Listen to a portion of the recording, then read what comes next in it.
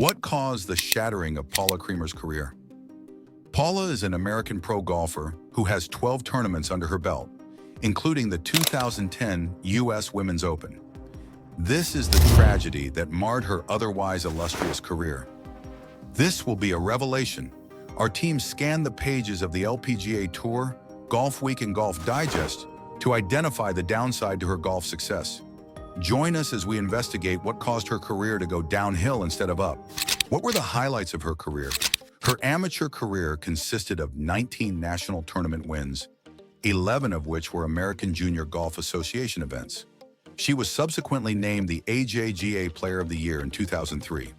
After winning the LPGA Final Qualifying Tournament by 5 strokes in December 2004, she decided to turn pro at the age of 18. Upon joining the LPGA Tour in 2005, she immediately won the Sabase Classic by 1 stroke after holing a 17-foot birdie putt on the final hole. After winning her second title for the year, the Evian Masters, she became the youngest and quickest female player to reach career earnings of $1 million in the LPGA. After winning 2 Japan LPGA Tour titles, the NEC Open and the Masters GC Ladies, she was proclaimed the LPGA Rookie of the Year and became second on the money list with earnings of over $1.5 million. She continued her LPGA Tour title onslaught by winning 2 titles in 2007, the SBS Open, after a 40-foot birdie putt on the 17th hole of the final round, winning by 1 shot against Julieta Granada, and the Mitchell Company Tournament of Champions by 8 strokes over Birdie Kim. The 2008 season was considered her best season after registering a career-high 4 LPGA events and making more than $1.8 million in winnings. These titles were the Fields Open, where she came back from a 2-shot deficit by shooting birdies on the final 3 holes, the SEM Group Championship, winning a playoff with Julie Inkster, the Jamie Farr Owens Corning Classic, shooting an 11 under 60, beating Nicole Castral by 2 strokes, and the Samsung World Championship, winning by 1 stroke. From 2005 to 2008, Paula emerged as one of the top female golfers on the LPGA Tour, establishing herself with multiple victories and consistently strong performances. During this period, she was known for her consistency, mental toughness, and precision on the golf course. What prevented her from becoming the best version of herself? It was in 2006 that she started getting hampered with injuries, specifically on her wrist and foot, resulting in her not winning a single tournament during the season.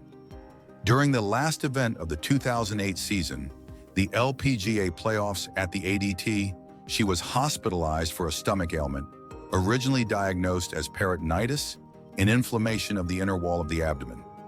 The ailment affected her through the few opening months of the 2009 season, as doctors failed to make an exact determination of what caused the ailment.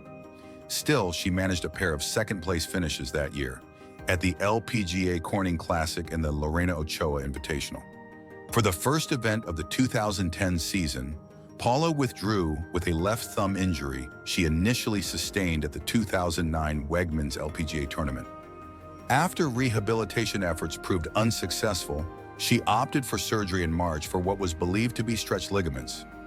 It was to everyone's surprise that during the surgery, the doctors discovered there was more to her injury that meets the eye, including tears in her ulnar collateral ligament and palmar plate.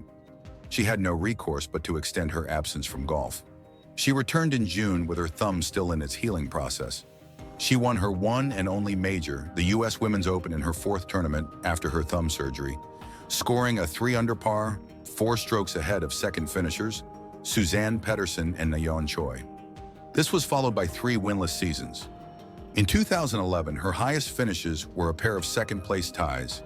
In 2012, she managed a 2nd-place finish at the Kings Mill Championship after bogeying the 9th playoff hole. And in 2013, she finished in the top 10 in 6 tourneys. Finally, she captured her first LPGA event after her 2010 U.S. Women's Open triumph, the HSBC Women's Champions, in 2014. She won by sinking a 75-foot eagle putt on the 2nd playoff hole. Dealing with the effects of swing and equipment changes, she fell outside of the World Top 40 rankings by September 2015 after a stretch of 4 missed tournament cuts. Prior to the start of the 2016 season, Paula changed swing instructors from David Whelan to Gary Gilchrist. After a fourth-place tie finish at the 2016 JTBC Founders Cup, she underwent an extended performance slump of 7 missed event cuts. The slump resurfaced in her 2017 season, where she missed 4 cuts in 5 tournaments, including the U.S. Women's Open. She once again had to withdraw from the 2017 Evian Championship due to an injury on her left wrist. Another withdrawal had her deciding to undergo surgery, putting an end to her season. In 2018, Paula started working with swing coach Kevin Craggs. Her swing changes were meant to gain her more distance. However, what started as bunker work turned into a complete rebuilding of her swing. Still, her highest finish for that season was a 12th place at the Buick LPGA Shanghai. Her best finish for 2019 was a tie for 6th at the Dow Great Lakes Bay Invitational. She skipped the entire 2020 season due to wrist and thumb injuries. In 2021, she made 1 cut out of 7 tournaments she entered before taking a maternity leave for over a year, only to return in mid-2022, where she made 2 cuts out of the 5 tournaments she played. 2023 saw her missing the cut in all of the 13 tournaments she entered, except for 2. Paula faced several injuries starting from 2006, including issues with her wrist and thumb, which hampered her performance and consistency. Her form began to decline, partly due to her recurring injuries. She struggled to return to the peak of her earlier career and was unable to add to her tally of LPGA Tour wins during the latter half of the 2010s. Is she contemplating retirement after not being able to win a tournament since 2014? At 37 years old, she will be attempting to juggle between being a professional golfer and a full-time mom. Now a mother to 2-year-old daughter, Hilton Rose, which she shares with fiancé Shane Kennedy, she is more than ready to climb back up that LPGA mountain. Paula is ready to buckle down to working twice as hard this time around, given that her competition is quite formidable. She isn't ready yet to hang up her spikes to devote herself to becoming a full-time mother. Playing golf and competing in tournaments is her first love, and she still wants to win.